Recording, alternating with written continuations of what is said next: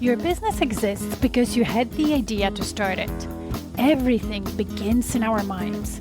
That's why your business results cannot outgrow your current level of thinking. Do you want to serve more clients, make more money, without working more or burning yourself out? Grow yourself first as a leader of your business, because that's who you are, a leader, even if you're the only person in your business right now. When you lead yourself first, the business results will always follow. My name is Maggie. I'm an international business and leadership coach, an expert in business mindset, strategy, and high performance. I created the Diamond Effect podcast to help you elevate your thinking, expand your perspective, and through it, grow your business without overwhelm. So let's get started.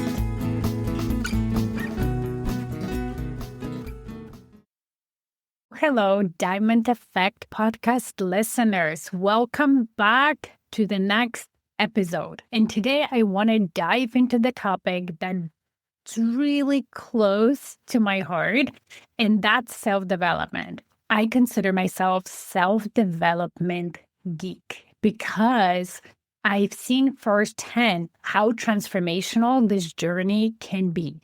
Because I believe that true self-development starts with knowing yourself deeply and honestly. Without that, you can't really become a better version of yourself. So it's about knowing not what you should want, but what you actually want. Not what others expect, but what lights you up and moves you forward. Only when you start understanding and knowing yourself can you become the better version of you, reach the next level, and truly create the life and business you want. And I want to share today with you a number of stories from my own life, but also share my client examples to hopefully inspire you to create the life and business you want. And let's be real, most of us don't just wake up and decide to reinvent ourselves one day. Just because becoming a better version of yourself requires changes. And as human beings, naturally, we don't like change. Our brain loves the comfort of predictability and knowing how we behave every day and what's happening every day and so on. And every time we push ourselves out of our comfort zones, we challenge ways we do things, right, in order to create better results. That means changing what you do, changing how you think, growing skill sets. So usually there is a trigger to reinvention, a pain that becomes impossible to ignore, or a desire for more that finally outweighs your current comfort, your current life. And there's also a third part I've discovered, and that's intentional ongoing growth through coaching and self-reflection. Now, I discovered it only after I had my own trigger of burnout. And when you look into research, there's actually research that confirms that from Dr. Tasha Eurich from 2018, who found that self-awareness is the single greatest predictor of success and satisfaction in life and work. The better you know yourself, the more success you create in life. And her study of thousands of leaders revealed that people who know themselves, they know their strengths, their weaknesses, their values, their triggers, they're more confident, they're more self-secure, make better decisions, and build stronger relationships. But only 10 to 15% of us adults are actually self-aware. Even though most of us think we are, it's actually a skill set you need to develop. It's part of emotional intelligence, leadership skill sets that you need to intentionally develop. So for me, the first step into personal development happened when I became a mom.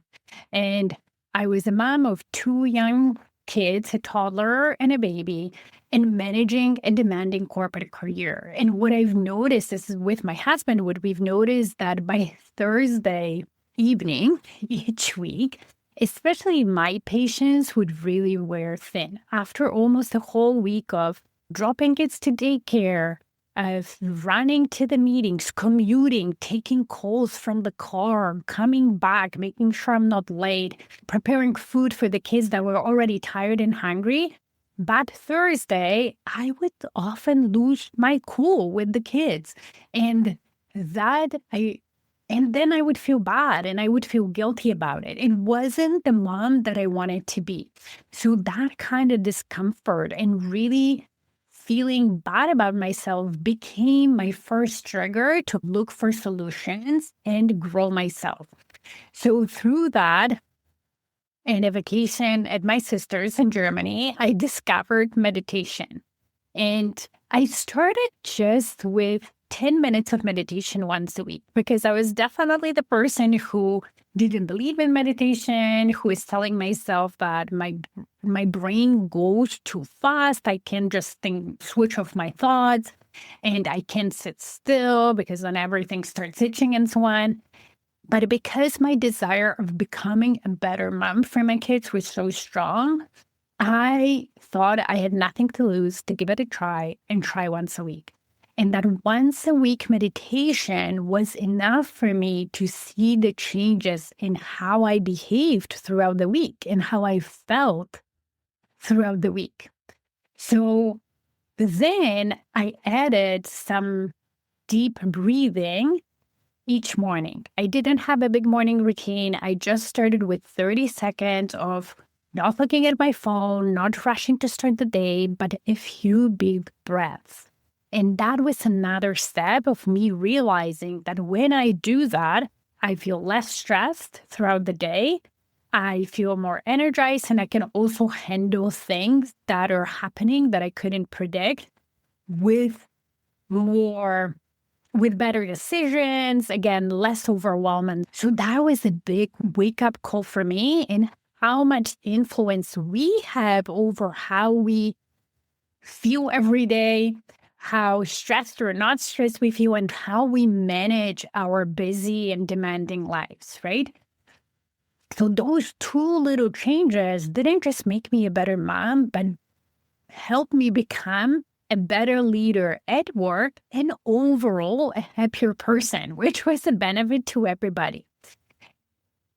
And I will be citing some research as I go through this episode because I really want you to see that this is not just Maggie sharing her own story that only worked for her. This has been proven with multiple studies, and whatever I'm talking about can work for you too. So in John Kabat-Zinn's work on mindfulness shows that even a few minutes daily of mindfulness practice can significantly reduce stress, improve emotional regulation, and increase well-being. And those are studies from like 1990s, right? Mindfulness literally rewires our brain to slow down, not react to things that are happening around us, but more respond. And I've definitely seen that with as minimal as 1 10-minute meditation a week. And then what I always tell my clients when I coach them is if you don't like to meditate, you can pray, right? If you are more of a religious person, you can pray. You can also just sit in the morning with your cup of coffee, and instead of dragging your coffee around everywhere, what you do, just spend a couple of minutes enjoying your coffee, smelling the smell, and just sitting still. And that's also mindfulness, right? So meditation is not the only way you can be mindful and set yourself up for success first thing in the morning. So then what happens, a couple of days. So the next trigger for me to pursue more self-development happened a few years later, when I hit a wall in my corporate career and burnt out. And I've talked about it multiple times on the podcast, but there was situational thing where the company I worked for made some decisions that weren't the best decisions for my department. And we had to deliver things that we weren't ready to deliver without the resources that we needed to deliver. And I felt like I've been set up to fail at work. That no matter, because I was working 7 days a week, nonstop, long hours where my kids were still little and needed me, I was tired. And no matter what I did, no matter how much time, family time I sacrificed, no matter how much sleep I sacrificed, the results that were expected of me were impossible for me to deliver. And of course, I also lived the consequences of that by the clients not being happy, the executives not being happy, and so on. So I got to the breaking point when I got really mad because I was tired, paralyzed, scared, and not available for my family. And that's not how I wanted to show up every day as a mom, as a woman, as a professional. And that forced me to ask, what do I really want? And from that question came up an idea to start my own coaching business. So going back to research, again, there's more research about that thing. And this is Dr. Christina Maslach's research on burnout, that often burnout is caused not necessarily just by long hours, but by misalignment between our values and our work. And that was definitely my situation where my family values became compromised by the demands of work. And I also, because I didn't see the results of my work, I didn't feel fulfilled by that work because I felt like my efforts and my energy were going nowhere. And I didn't feel like my skills were utilized properly. I was just being criticized for everything I did. And that was more of a trigger to cause my burnout and lack of energy and stress than the sheer amount of hours I was putting in for that period of time. So research says that when what we do isn't meaningful or aligned with just our passions and what we love, stress skyrockets and then fulfillment plummets. And I've also seen that even in other roles before that one, where maybe I wasn't feeling burned out, or that I was feeling stressed. When I was doing things or asked to do things that I was really good at, like project management or figuring out crisis situations, but those situations just stressed me out, as opposed to when I was leading my team and coaching my team members and training them and helping them be successful. I could do a lot of that for long hours, and that would make me feel even more energized. That's why I became a coach, because even if on days when I coach long hours and sometimes into the evening, I have one of the Diamondific group calls happens during my evening to accommodate the clients who are maybe working or from different time zones, I feel energized after that call and not necessarily tired or stressed. Now, what I always instinctively knew, and what I bring my clients always to as a coach, is that you always want to focus on what you can control, no matter what's happening. Because when we focus on what we can control, we take power, or we can feel that we have power over our circumstances, that we can influence our circumstances in one way or another, right? If we focus only on the circumstances and other people that we cannot control, then it's very easy to feel powerless and like you don't have control over your life. So even during the burnout, when I knew that I wasn't calling all the shots, right? I didn't make the decisions and commitments to the clients that then we couldn't fulfill. I also couldn't control the demands of the clients and so on. But there were things I could control, and one of those was my habits. In a way, I handled the workload that was given to me. In a way, I managed my time my priorities and my boundaries. So during that time, I enrolled in high performance coaching course. It was a 12-week course that taught me how to plan my week better, how to prioritize better, how to, based on that prioritization, say no and set certain boundaries internally with people in my company, but also sometimes with the clients, and then prioritize what mattered most in my role at the time and also in my personal life. And very quickly, as I started implementing those habits, I became more effective. I became less stressed. The situation around me didn't change just yet, but how I handled it and how I felt about it changed. And that was a big eye-opening moment for me because I realized I have more power and control over my life than I thought before, right?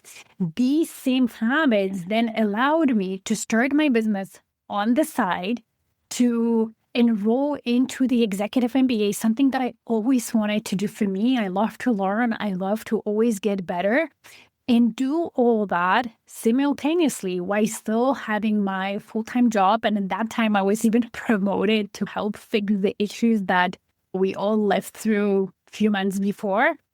So I had a more responsibility, a higher role in corporate, and I was still able to start my business on the side, do my MBA, and then help my children through COVID and do all of that while feeling good, not stressed, calm, and grounded. And I still implemented time for me, time for volunteering. So, like other things that were important to me in my personal life. If you look at the research, there is Angela Duckworth's work on grit from 2007 shows that like perseverance and self-discipline and creating habits and going after what you want, not just talent, drive achievement. And even older studies like the one from 1966 from Julian Rogers shows that there's a theory that focuses on locus of control. So what we control, what we focus on expands, right? So it shows that people who believe that they can influence their outcomes are more resilient and successful, right? Because with belief comes specific action. And through that action, you create results that you influence your outcomes and success. So through that journey, I realized that productivity is about priorities, but not only that, it's also about knowing yourself. So once you know what are your priorities, then it's about taking action during the week for you to achieve the goals, right? And focus on those priorities. And when you do that, you have to understand how you operate, right? When do you work best? What routines fit your life? How long it takes you to complete certain tasks realistically. Not how long you think it should take you, but how long it takes you.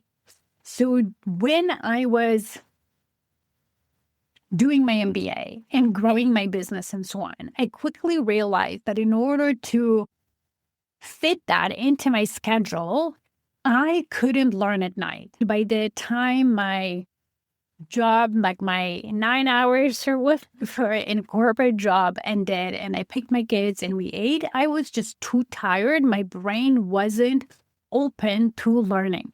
So I had to create a morning routine and shift my schedule to the mornings where I could spend an hour and a half each morning either doing assignments for my MBA or doing work for my business, whether it was creating posts to social media or planning the next coaching session. And I left afternoons to mom work, but also coaching my clients because that was energizing me.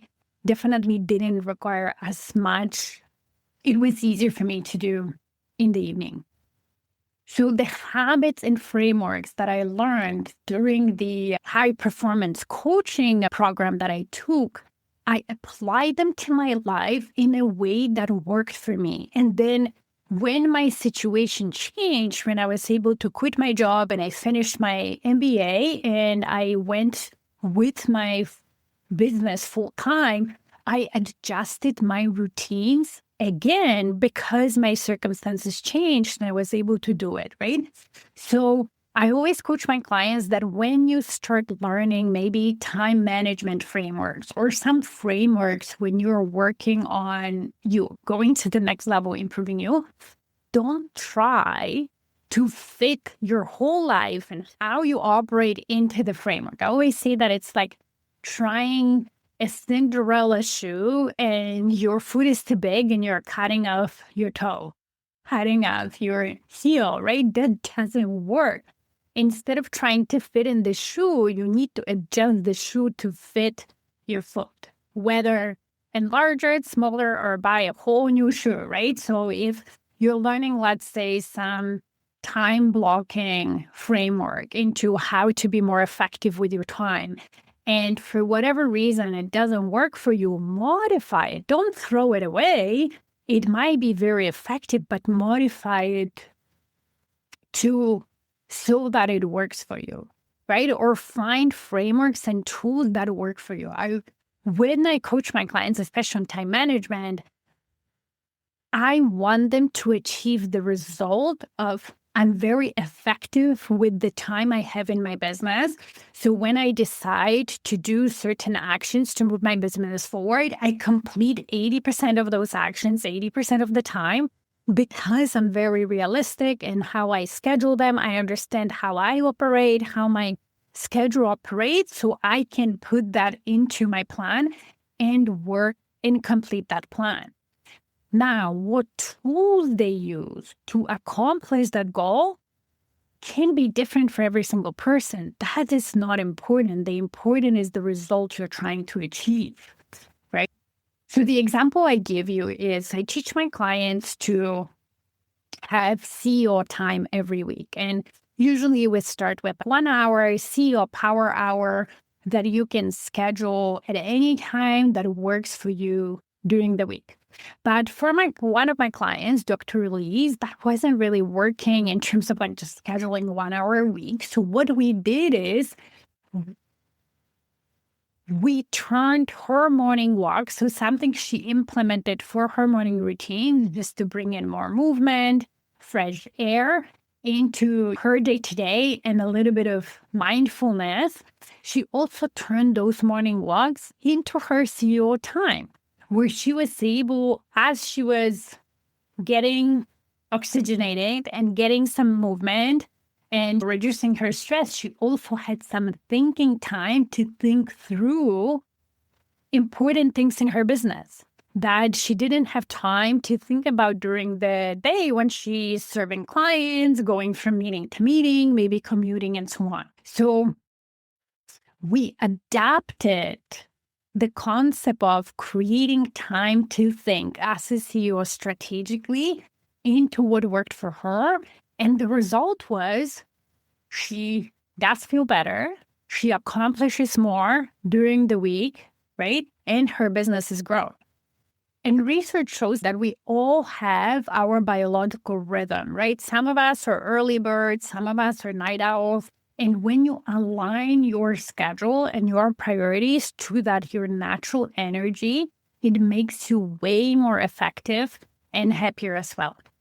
Now, the one important thing that I don't want anybody to miss is that self-development means doing uncomfortable things, right? So implementing a habit or learning new skills or shifting perspective, facing fears. So doing things that you haven't done before, where your brain will want you to stop, especially in the beginning, or it will tell you that, oh, only because you tried once and the first time you didn't get the results you wanted, then you should stop because it doesn't work. That's not true. Self-development is a journey through a lot of discomfort in the beginning to then get to the point where you've up-leveled, whether it's in the way you're handling day-to-day because now you're not as stressed, whether it's with your effectiveness with the time, or whether it's with the skill set and how your marketing improved and so on, right?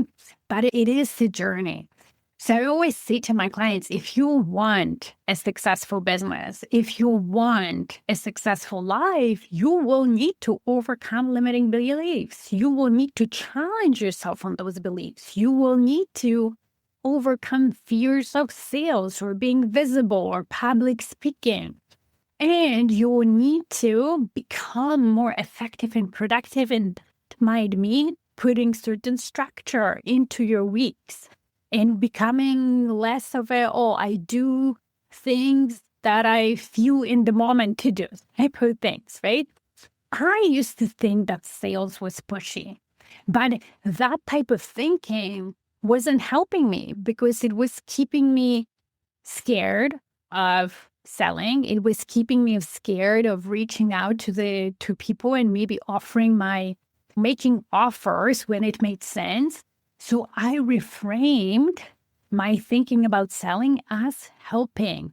And I have a sales process that truly reflects that, where it's not me telling my clients, potential clients, how amazing I am, but me listening to my potential clients, asking them very deep questions that make them think about their business and their priorities and so on. And only at the end, if I feel like I can help them, I tell them how. And very often, clients who have consultations with me find them very valuable. Whether they end up working with me or not, most of them always thank me of how it made them think and reflect on their goals, on their business, of how they're running them, and so on. Another change, for example, in perspective that I've developed being a business owner is direct outreach. So I get pitched every day, whether it's on LinkedIn, whether it's on my email, people trying to be guests on this podcast, or trying to sell me their services because I'm a business owner. And I don't get upset by that at all. If anything, I respect people who are so committed to their business, who are so committed to helping their clients, or, that they're willing to reach out to people they don't know and face rejection and deal with their own discomfort of doing the reach out. That I respect that. It doesn't mean that I reply to every cold reach out because I don't have time. I would have spent all my day replying to the cold reach out, but I don't get upset. And the cold reach out that is related to what I'm looking for, I might actually reply. Or if it's funny or it's unique and I appreciate the whole approach, I will have a conversation. But only because I don't reply doesn't mean that I'm, for example, get upset. So then when I do my own reach out, I also with that have a different perspective. And I'm able to do cold reach out because I shifted my perspective. And cognitive behavioral therapy shows and proves that changing our thoughts about anything, about circumstances, about what we want to do and so on, changes our feelings and actions. So if I'm thinking sales is pushy, people are going to be upset and so on, I will probably feel upset. But if I think about sales is me helping a client, and for example, cold reach out is just me getting in front of my ideal client to find the one who wants my help. I'm not expecting everybody to want it, but I won't know who wants it unless they get in front of them and ask, right? Then often I talk to business owners or even potential clients where I can see they have so many limiting beliefs, stopping them from going after their goals that sometimes it breaks my heart. Now, those who work with me, we change that and I coach them on it. But those who don't probably stay stuck in their thinking that this is the only way to think and this is the truth of the world and believing their thoughts, which then in turn keeps them stuck and they don't get the results that they want. So I always tell myself, do you want to create your result? And then through that, you might need to change your thinking. You might need to change what you do. Or do you want to stay the same with your same thinking and then be upset or be sad that you can't create the results you want? So Going back to my burnout and the moment when I started asking myself, what do I really want? This is the moment explaining why I became a business coach. I started digging deep into myself and first figuring out what truly energizes me. What do I truly love to do? And I realized that over 15 plus years of being a corporate leader, the things that I loved was coaching and developing people, helping them grow, not only in their roles, but also in their careers. So helping them move from the role that maybe they were working for me to the career that they wanted. I just wanted them to be happy and to be the best version of themselves. And I do have this superpower of understanding what people do to get there. This is my genius zone. And every time I was helping an employee go to the next level, it was filling me up and it didn't drain me. And then I realized that I also love business. I think business can be creative. It definitely can be fun. I realized I had a lot of experience throughout my career in business, plus the MBA that I've wanted to do and I signed up for before I decided to start my coaching practice. So I decided to marry those two passions and loves, coaching and business, and become a business coach. And I coach my clients. Every day I show up here in the podcast, I know I made the right decision because I do feel fulfilled on a regular basis now that I do what I love. I love seeing people succeed. I love using both my personal experience and professional experience to help my clients grow. But this clarity only came from looking inward and pausing and asking myself those questions. And then I see entrepreneurs sometimes stuck and not able to make decisions on where to take their business, what to do. And it's very often because they don't know themselves. They don't know their values. They don't know what they truly want, not what they should want, but what they truly want. Sometimes they don't know what they don't want, right? So they're trying to find the perfect answers or the perfect routes, but almost like outside of themselves rather than from within. And for me, I realized that the values that are, for me, I was digging into my values. I realized that what was important to me was, of course, family and spending quality time with my loved ones, but also freedom. And not only time freedom, but also freedom of making decisions, having creative agency and shaping the business in a way that I thought would be the best, even if I knew I wouldn't be always right. But having that freedom of making decisions, implementing them, living the consequences of those decisions, and also financial freedom. I knew that with entrepreneurship, I had way more potential of creating a greater income and being more resourced than I could ever earn in the corporate life. So very often when I work with clients, I start working with them by leading them through the exercises of uncovering their own values, their own genius zones, and uncovering which one of those values they would want to bring into their business by defining their mission and their vision, which is truly defining what they want. Because when you know yourself, you can then take frameworks that help you be more effective, more skilled, less stressed, and so on, and then build habits that last, learn faster, create more momentum, make faster decisions, and move your business forward way more and in a way that you actually love. So, before we finish this podcast, I have some practical exercises and challenge for you. Number one, I invite you to take 5 minutes today to reflect on what do you truly want.